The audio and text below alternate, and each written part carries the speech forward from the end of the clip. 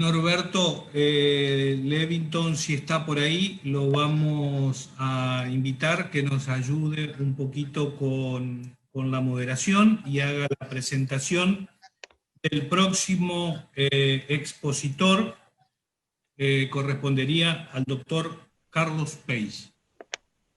Presentate primero, contá un poco lo que haces para gente que no te conoce, Carlos, y habla algo de tu revista también, por favor.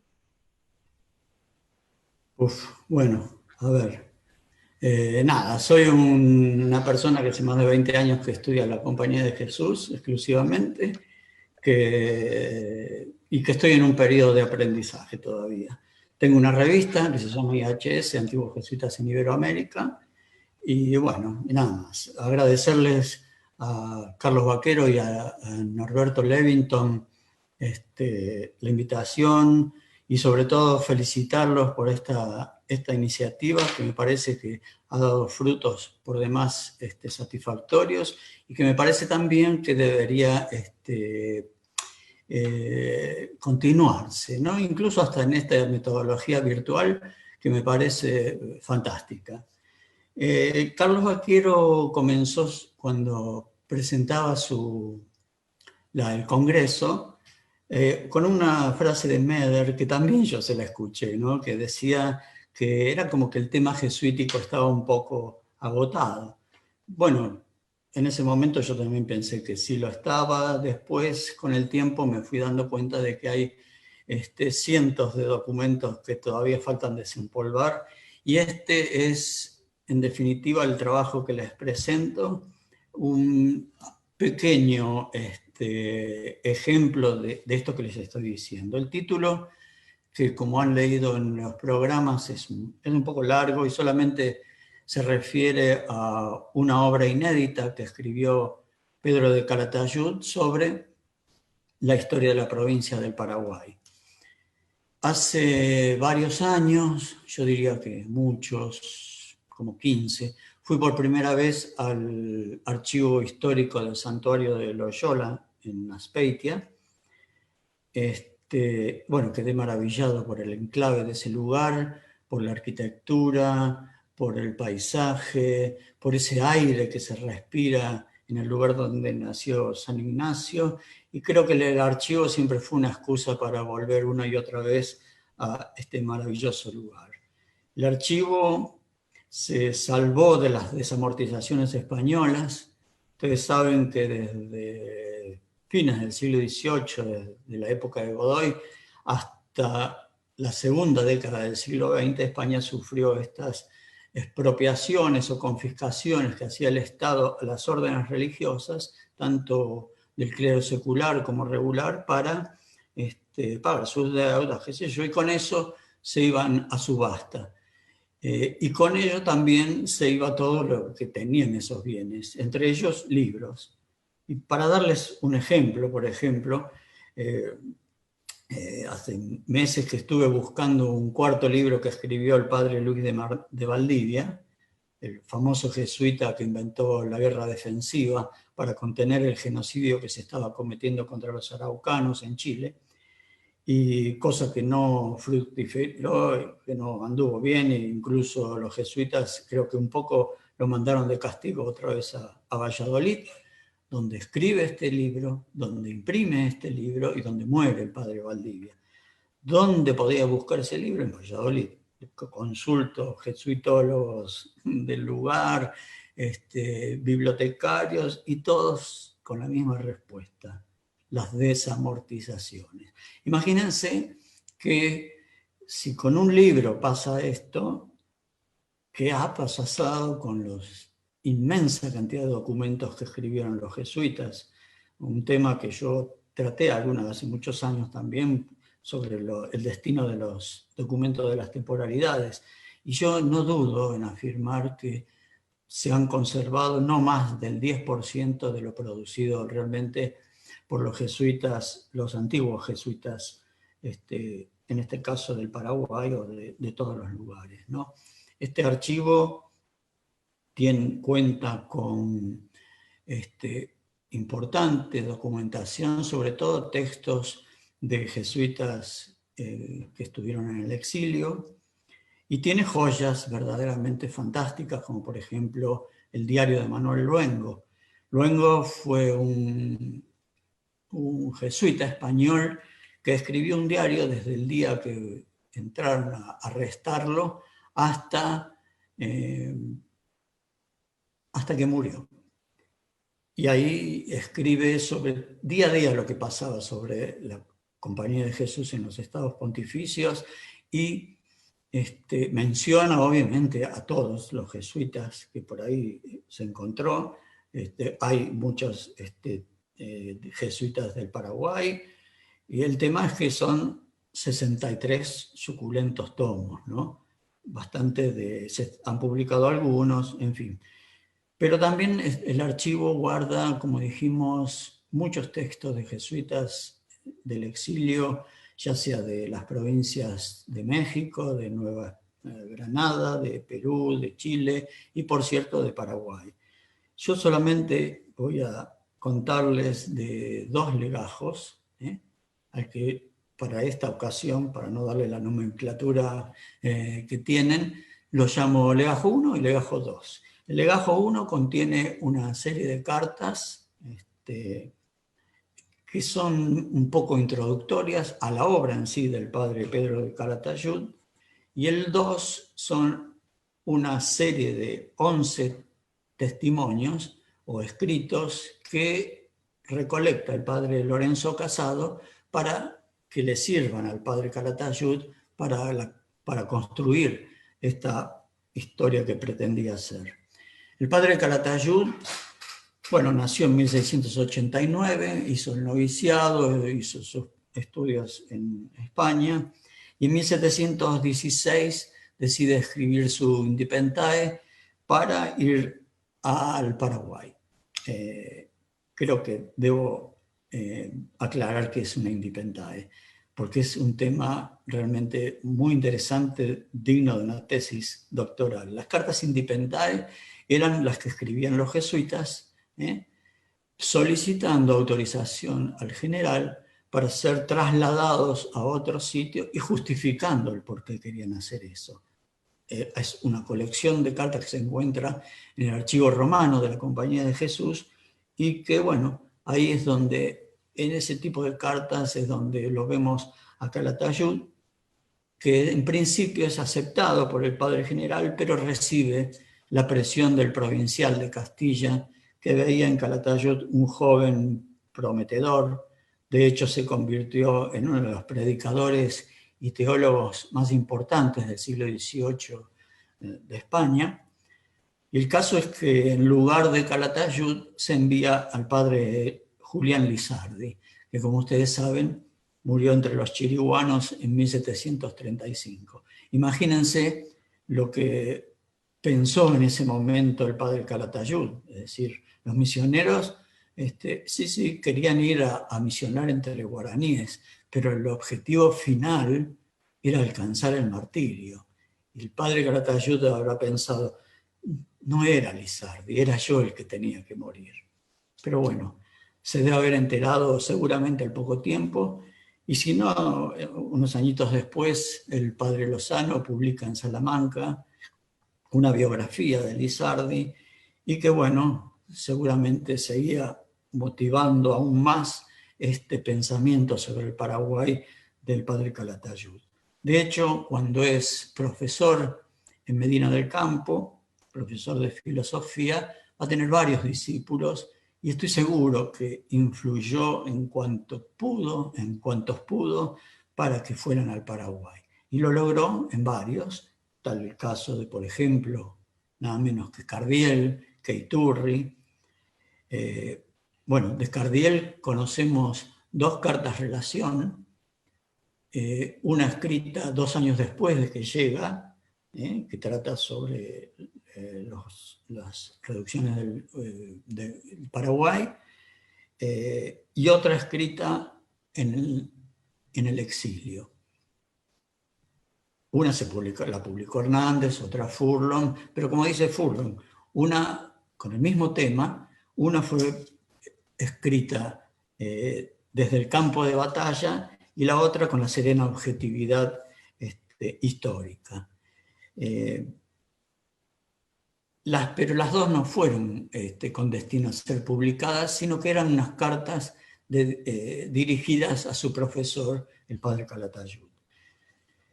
Cuando llega la expulsión, Calatayud era rector del Colegio de Valladolid, tenía 78 años, los ejecutores le dicen que, bueno, que no hacía falta, que se quedara, que ya estaba grande, pero él decide acompañar a sus discípulos y sus compañeros, se trasladan entonces a Santander, de ahí se embarcan por el Cantábrico, por el Mediterráneo, hasta que llegan a la ciudad de Calvi, en la isla de Córcega, que en ese momento fue bastante conflictivo, sobre todo para los jesuitas españoles. Los paraguayos vinieron después, pero en ese momento se estaban disputando las tierras de Córcega entre los genoveses y los franceses, por lo que con un final favorable a los franceses, por lo que Luis XV lo que menos quería era tener jesuitas en sus territorios, porque ya los había expulsado unos años atrás.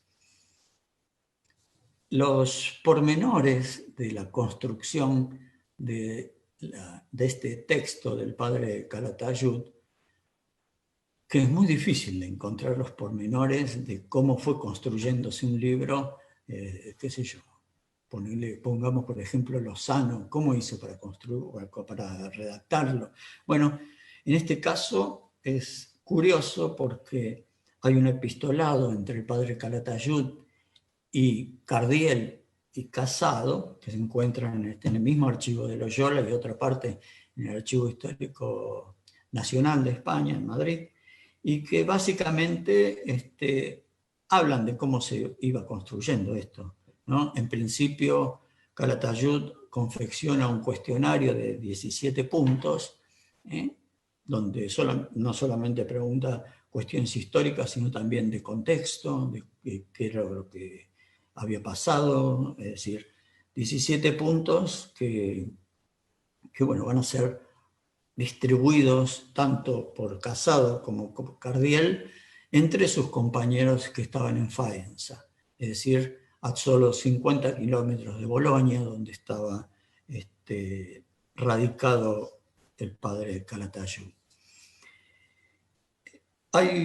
Calatayud, como les dije, es un personaje muy famoso. Su primer biógrafo es Cecilio Gómez Rodeles, que escribió un suculento libro de más de 500 páginas, donde solamente, en 1883, donde solamente escribe de este libro esto. El padre Calatayud dejó escrito un precioso libro sobre el Paraguay, al final del cual se hallan 3 mapas. Eso es todo lo que dice de este libro, que evidentemente lo vio, el manuscrito, porque efectivamente se conservan esos 3 mapas al final del texto. Uno que es una distribución urbanística de las reducciones, que seguramente se lo acercó el padre Cardiel. Otro que no sé por qué está ahí, porque es un mapa sobre la provincia de Nueva España que hizo un arquitecto jesuita muy conocido, Ignacio Coromina, que en ese momento de la expulsión era rector del Colegio de Guanajuato. Y finalmente, entonces, sí, un mapa del Paraguay que publica primeramente el padre Hernández, en su conocida obra de 1913, y después en la cartografía de Furlong del 36, donde afirma que él no tiene duda de que es un mapa de Cardiel, pero no dice por qué. Pero es muy fácil saberlo, porque en ese mismo legajo donde está el mapa, de que él seguramente debe haber hecho varias copias, hay cartas de Cardiel y donde se ve que la letra es exactamente lo mismo. Esto parece una cuestión media simple, pero resulta que en este epistolado del que estamos hablando, también habla numerosas veces, Calatayud le reclama el mapa, Cardiel se lo promete que se lo va a hacer, hasta que finalmente en una carta le dice que le envía ese mapa. En fin, casi sordo, muy enfermo, Calatayud muere el 27 de febrero de 1773, y deja esta obra cuyo título, se los voy a leer, es muy largo, aunque se solían hacer títulos largos, pero en este caso es inusual que sea tan largo, pero es un resumen en sí de lo que trata el libro.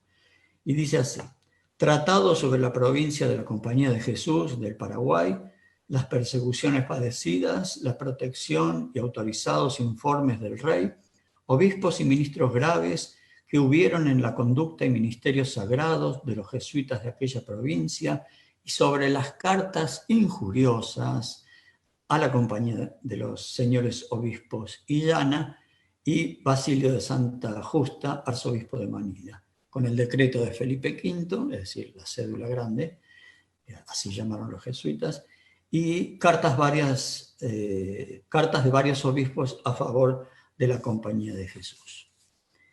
La obra comienza, el legajo 1, del que les menciono, comienza con un índice que tiene 19 capítulos, y al final del índice una nota aclaratoria donde agradece escuetamente al padre Casado por los informes que le acercó, es decir, el legajo 2, y menciona que fueron escritos entre 1770 y 1771.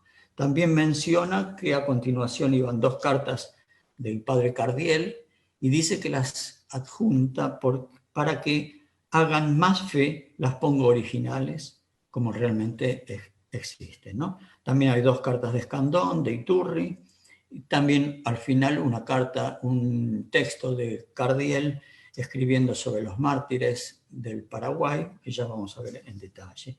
Pero veamos estas 2 primeras cartas de Cardiel, que son interesantes porque en realidad responde a los 17 puntos que le pregunta Calatayud, y aquí habla de que, bueno, que se encuentra cansado, justamente tenía como 67 años ya, y habla de que apenas tenga un tiempo le iba a responder, que en ese momento se encontraba en la faena de Ibáñez. ¿Qué es esto? Porque es muy interesante. Bernardo Ibáñez de Chavarri fue un jesuita que la Compañía de Jesús de España lo expulsa, es tomado nuevamente en el Paraguay y donde finalmente deja la Compañía de Jesús, vuelve a España y se dedica a hablar mal de los jesuitas. Obviamente esto va a ser utilizado por los Borbones, que le van a publicar 2 libros que, bueno, hoy los podemos bajar por internet, ¿no? Estas cosas que Meder no había podido hacer en su momento y que hoy tenemos esas facilidades. Y la verdad que el libro de Ibáñez, a pesar de que hablan mal de la compañía, es interesante, son interesantes por varias cuestiones que pone, ¿no?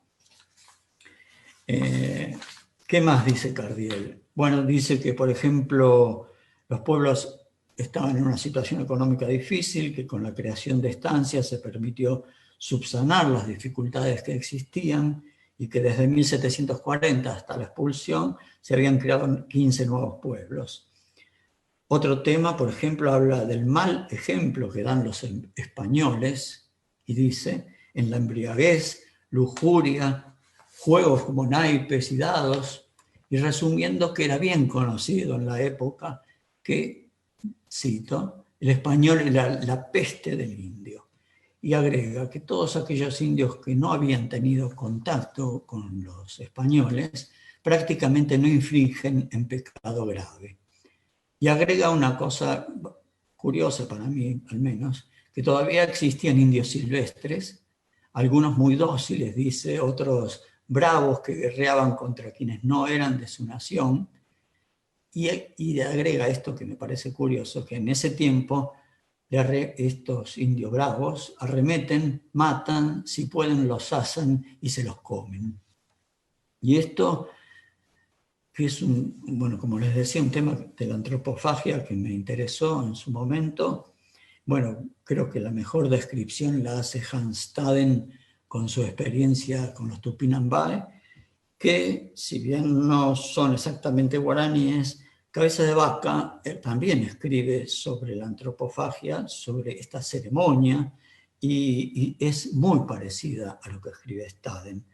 Es decir, que me parece que ese fue un problema mucho mayor que la poligamia, que los jesuitas resuelven prácticamente de forma inmediata. Otras cartas que adjunta Caratayud en esta especie de textos introductorios. Bueno, hay un texto sin firmar de 7 páginas donde hace toda una elucubración para llegar finalmente al valor de la tierra que tenía, al valor económico que tenía la tierra en el Paraguay. Después hay una carta del padre Juan Roca, que era el rector del Colegio de Belén en Buenos Aires. Él habla de las estancias, de los africanos esclavizados, de los ganados, del barco que tenían para ir a buscar mercadería del otro lado del charco, la estancia de las vacas. Habla también, que también usaban para trasladar personas, cobraban, y de otras rentas que tenían, por ejemplo, 10 casas de alquiler en Buenos Aires. Después también hay cartas de Escandón, donde dice, bueno, otro tema muy interesante, ¿no? Los costos de envío de misioneros. Ustedes saben que después de una congregación provincial se elegía uno o 2 procuradores, y estos tenían que viajar a Europa y traer a toda una flota de jesuitas que se incorporaban a la compañía, y esto, si bien era en parte pagado por la corona, la provincia era la que mayor dinero aportaba en esta movida. Y para eso los jesuitas contaban con la estancia de Santa Catalina en Córdoba, que si bien en un principio solventaba los gastos del noviciado, pero después fue reemplazado por la de la Candelaria, que hizo esa función, quedó la estancia de Santa Catalina solamente para los gastos del provincial. Imagínense que eran cuantiosos. El provincial tenía que recorrer todos los colegios, todos los pueblos, y eso llevaba un costo importante, pero obviamente el mayor costo implicaba el de trasladar misioneros de Europa a Buenos Aires. También hay cartas de Nicolás Oroz, otras de Iturri, muy interesante porque habla de los africanos esclavizados, y lo hace en varias páginas y muy detalladamente sobre cómo eran adquiridos, cómo era el trato, cómo era el aprendizaje de oficios, cómo era el intercambio que hacían que llevaban a las reducciones guaraníticas, en fin. Y finalmente está la carta de Cardiel, el texto, donde escribe sobre los mártires del Paraguay, con una breve biografía de cada uno, y hace también otra lista de quienes no considera mártires, cosa que no estoy para nada de acuerdo, porque uno de ellos que menciona es Santiago Herrero, que era un joven jesuita que vino de Europa, de España, continuó sus estudios en Córdoba, y cuando lo mandan hacia el Paraguay, es asesinado por los avipones en camino a Córdoba. Bueno, y es una biografía que escribí hace unos años. Bueno, ¿qué viene después de estas cartas en este legajo 1? El prólogo. Y aquí se detiene a mencionar las fuentes que utiliza. Bueno, muchas de ellas obviamente conocidas, Jarque, Charlevoix, Muratori, pero hay uno que me llama más la atención, que es el del jesuita Genaro Sánchez de Luna, que por el título que tiene la obra, tiene que indefectiblemente usar un seudónimo, Cratilde Caliado.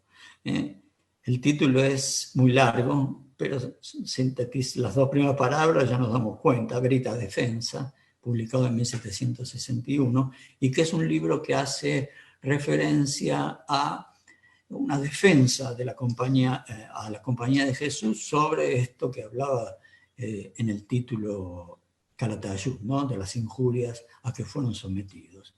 Y esto podemos retrotraernos a los primeros días de la Compañía de Jesús en el Guairá, con los 3 primeros jesuitas, Saloni, Ortega y Fields.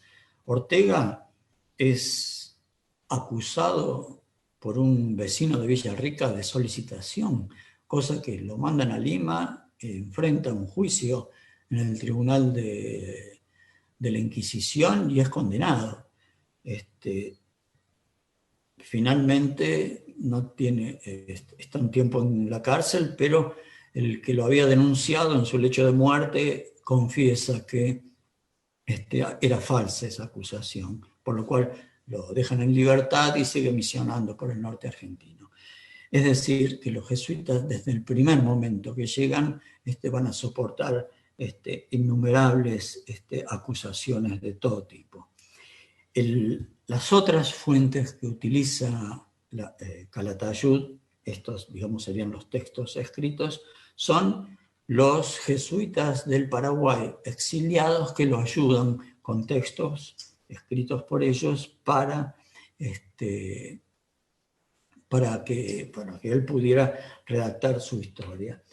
Y aquí él señala 17, que pone una breve biografía de cada uno. Yo en realidad conté 23, porque él no cuenta los textos que le leí antes, les conté antes de Cardiel, de Arauz, de Iturri, de Escandón, no los cuenta aquí, como tampoco cuenta los textos que están insertos como citas dentro del texto general de la obra de Calatayud. Sí están, que llamo Legajo 2, que les voy a contar qué tan prolijo es. Textos, por ejemplo, del padre Quiroga, describiendo geográficamente la provincia de Paraguay. Lorenzo Casado, que escribe un extenso texto que abarca diversos temas en 376 páginas, que bueno, el año pasado se me ocurrió que eso había que publicarlo y salió este libro, no sé si lo ven, que dice El jesuita expulso Lorenzo Casado y su relación exacta sobre la provincia del Paraguay. También Francisco Valdés escribe,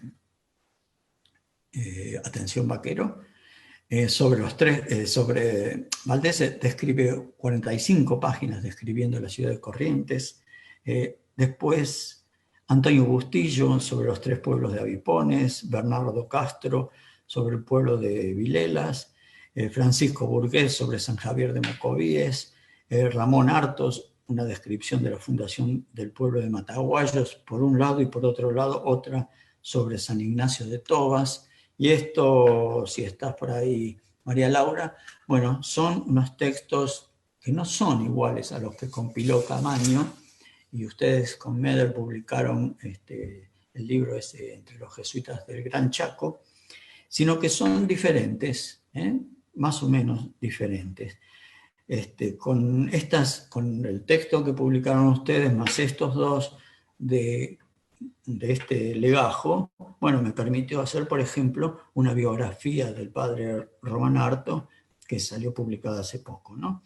Pero eso no es todo, también Francisco Fabra escribe sobre el Colegio de Tarija, Manuel García del Colegio de Santa Fe, y finalmente una carta de tan solo 2 páginas del padre Ladislao Oroz, que más que todo tiene la gentileza de responderle al padre Calatayud de que, bueno, tenía 76 años y ya no tenía tiempo ni ganas, creo, de escribir lo que le había requerido el padre Calatayud.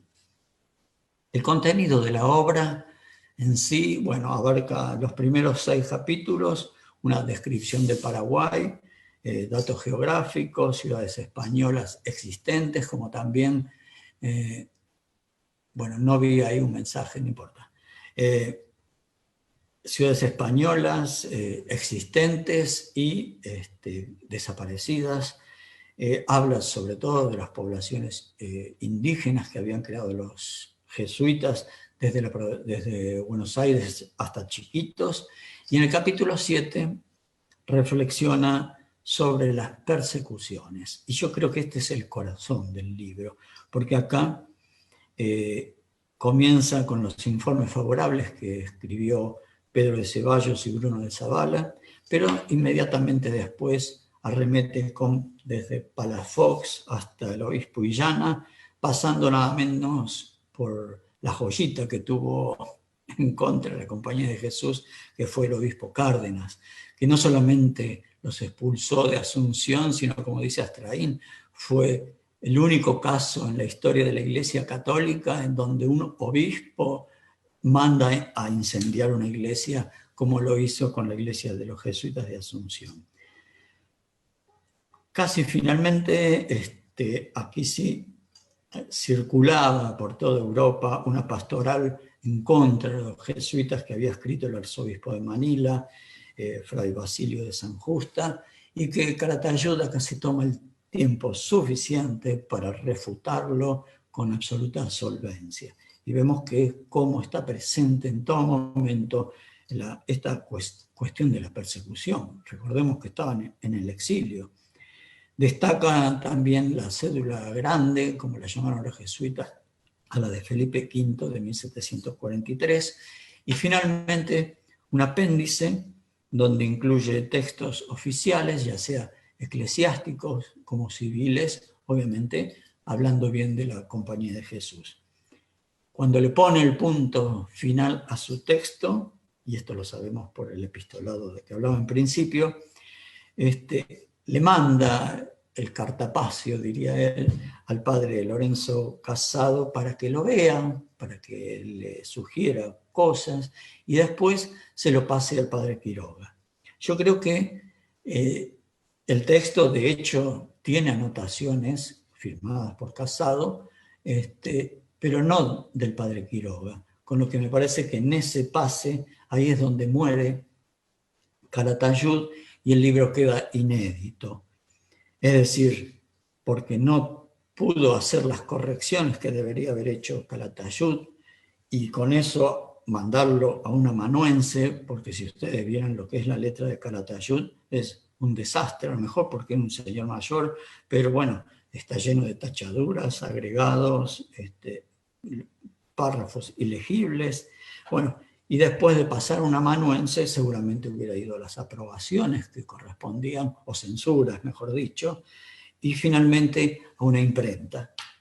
Yo creo que jamás hubiera sido aprobado este libro si considero lo que le pasó al padre Juan Pastor, que como ustedes saben fue el que escribió la primera historia del Paraguay, y el padre general se la negó su publicación porque argumentaba que estaba escribiendo sobre una persona que estaba viva, el obispo Cárdenas, y que no correspondía hacer esto. Calatayud acá habla, y bastante, sobre el arzobispo de Manila, sobre el obispo de Tucumán, es decir, bueno, el libro de Pastor, murió Pastor, Cárdenas siguió vivo, y fue ampliamente utilizado y citado por el padre Lozano. Yo creo que los dos tomos de la historia de la Compañía de Jesús de Lozano están inspirados, que es el provincialato del Diego de Torres, están inspirados indudablemente en el libro de Pastor. Pero bueno, así, bueno, para concluir, como vemos, son numerosos los textos de jesuitas expulsos, que como decía en un principio, solo falta desempolvarlos. Solamente que este caso, bueno, Calatayud fue un personaje muy particular, con esta obra y con lo que él hizo escribir a sus colegas, ya sea Cardiel o Casado, y todos los textos que le acercaron, muy importantes. Calatayud no es un historiador profesional como Charlevoix o Muratori, ¿no?, que tampoco vinieron al Paraguay, pero creo que él hay otros sentimientos que lo acercaban al Paraguay y que posiblemente hayan sido esos sentimientos que acompañan a toda persona mayor de querer hacer lo que no pudo hacer de joven. Y bueno, como no podía ir a las misiones, seguramente pensó que escribiendo un libro sobre las misiones del Paraguay iba a satisfacer en definitiva, su conciencia. Bueno, hasta aquí llegué.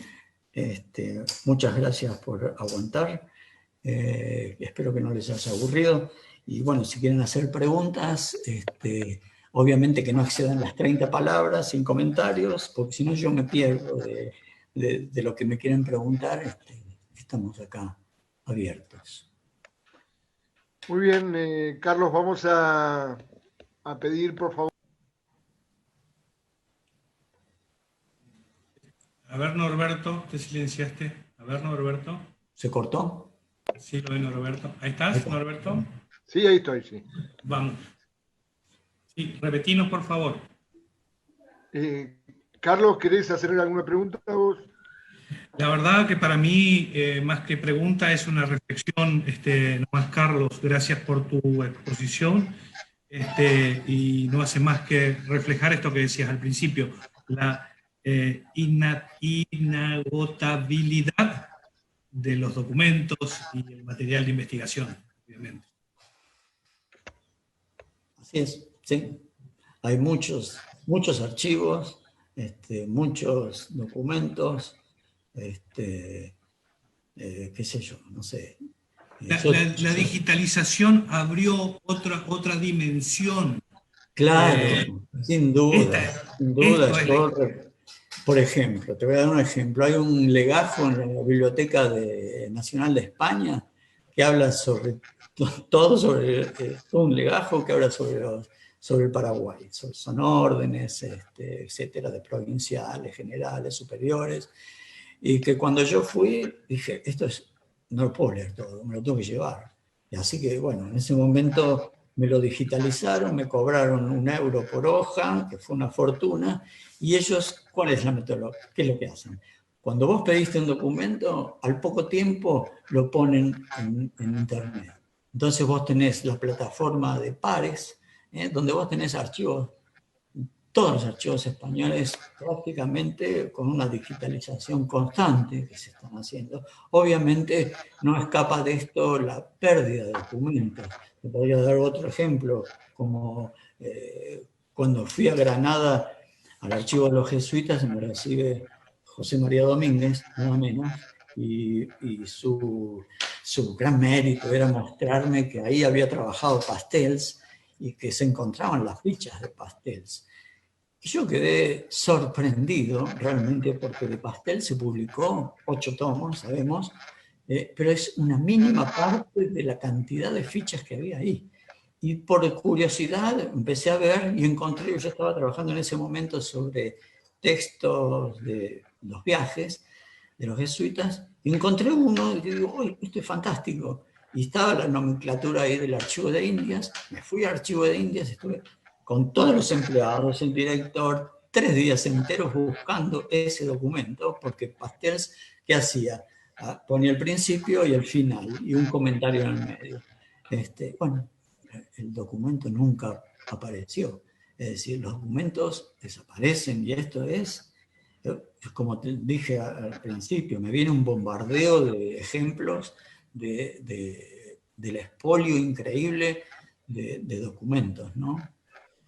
Pero Carlos, más allá del tema de la conservación de un documento que se pierda, también hay otro criterio, la accesibilidad, la posibilidad que antes tenías que trasladarte a Europa o donde estuviera el archivo para tratar de buscar ahí con los costos, con los tiempos de la cadena de investigación, y hoy estamos viendo como, por ejemplo, con este congreso, las cosas que se tienen a la mano. Esto facilita muchísimo. Esto es lo que nos abre de vuelta otros canales para la investigación y el poder rever inclusive algún material que ya se daba por sentado. Yo te agradezco el tema de tu charla, tu exposición. No sé si hay más preguntas, Norberto, por favor. No hay ninguna otra pregunta. En el chat me habían hecho una pregunta, pero no alcancé a leerla. Te preguntan, Carlos, ¿quién es el que escribió sobre Corrientes? Que vos mencionaste. Sobre Corrientes, Valdés, lo publiqué en la revista IHS, lo publiqué, creo que Valdés. A ver. Bueno, no tengo muy buena memoria.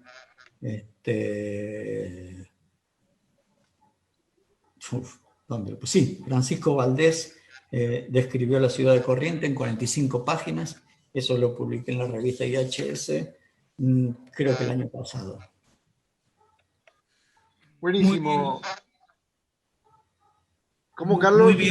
Muy bien, Carlos. Muchas gracias por tu participación. Te invitamos a seguir compartiendo el resto de lo que queda del Congreso.